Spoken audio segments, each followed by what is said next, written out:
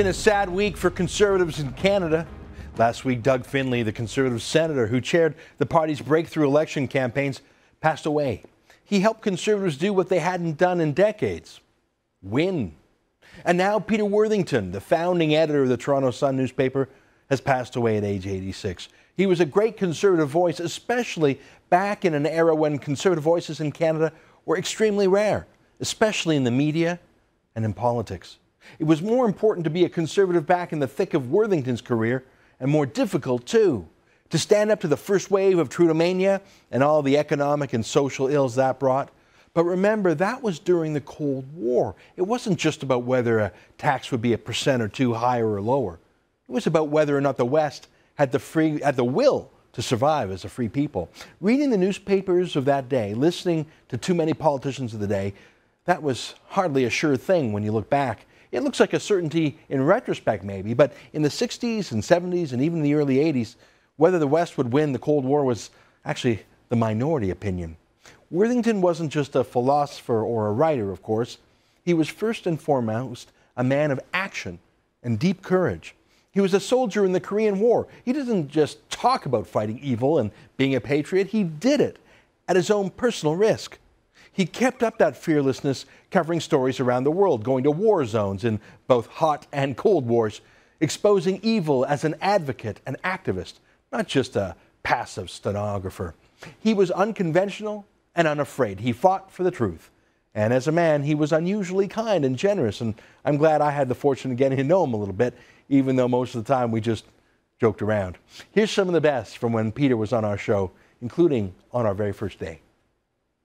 You've got to remember that in World War II, going in the military was no big deal. Every kid wanted to do it. As a matter of fact, if you're 17 and you're not in uniform, you can't get a girl. I didn't know anything about the Navy. My father was a soldier. So I went in the Navy. I thought all the nice girls love a sailor, and a few naughty ones maybe.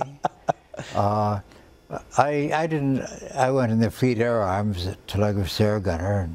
And so you were air gunner. You were basically anti-aircraft on a big ship. I wasn't on an aircraft carrier, but it was coastal work. It was flying in Swordfish, which is a 3-cockpit, 2-by-bit plane. Oh yeah. And the air gunner's in the last seat. It's fairly lethal position.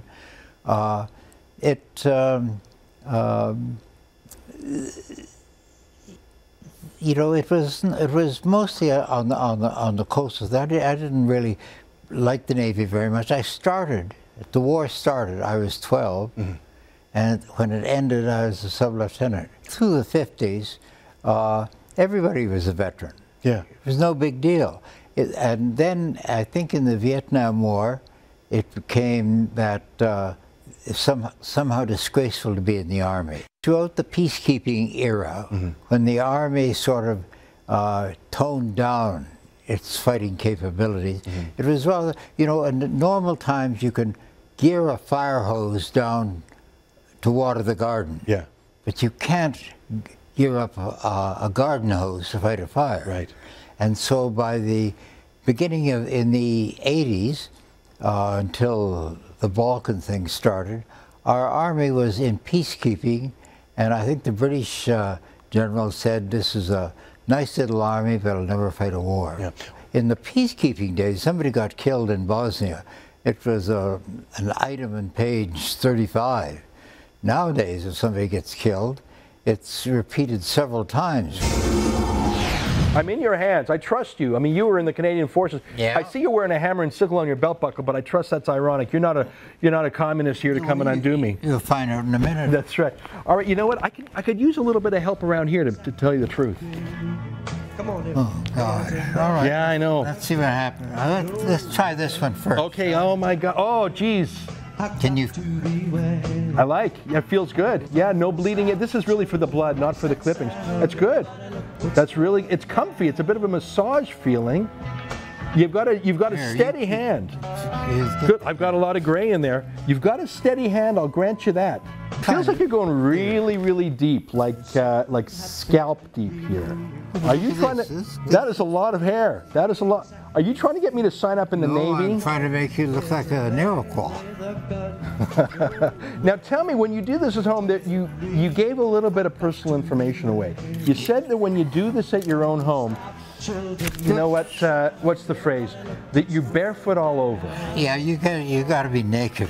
Now, because you get it all over you, and you got to take a shower. So, would you just stand in the living room and ta-da? Like, do you ever put on a show? Like, do you call the missus in when you're cutting your hair, or is this like a private thing? No, it's completely private. Yeah. I get embarrassed, and when embarrassed, I wrote about you've got body image issues well, somebody too? told me, some bank president phoned me, he did his, and he said he strips naked. Wow. Before he does Good it. advice. I mean, I guess you've got some confidence. Like completely naked, like barefoot all over? Yeah, better. It's no big deal for me to see me naked. You don't do any manscaping though, do you? Not on purpose. Peter Worthington, thanks for cutting my hair. All of you, thanks for watching. We fight for freedom and looking handsome every day of the week. Yes. I am a challenge. Thanks for being a good sport.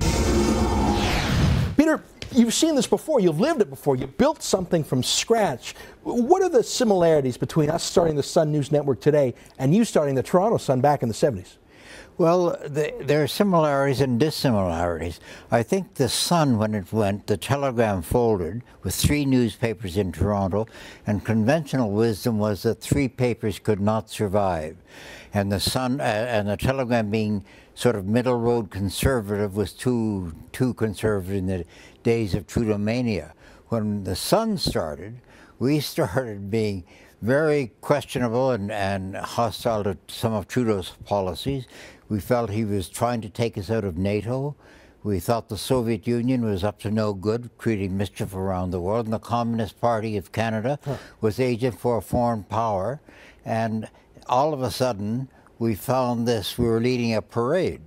Well, I mean, but did people respond in the same way? Did the existing media? I think there was curiosity. Yeah. And I think the media basically felt, you guys are crazy. It's just not going to work.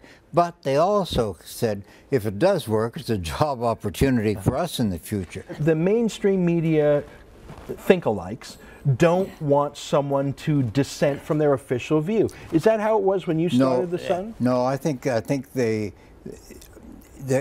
curiosity factor when we started, and the fact that it was working, and we seemed to bridge the difference between television and print. You guys, I think there's unease about it, and they're worried about themselves because it's going to highlight what they're feeling, and they're all waiting for you to slip in the banana peel. Well, look, we're going to make mistakes. I mean, we're a new network. We're going to stumble here and there, but I think that being contrary and different than the think-alikes, I think that's a winning formula. Is that what has kept the Sun strong for 40 years? I think the Sun liked to advertise itself as taking a common sense view. Yeah. And I think the Sun TV should do the same thing. Some of the things that you're saying about the CBC, to me, seem quite obvious. Yeah.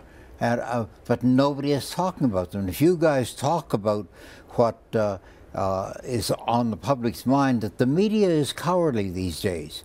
They won't touch certain things. It's much more fun being fighting back and kicking back than going and swimming downstream. I agree with you. Everybody does that.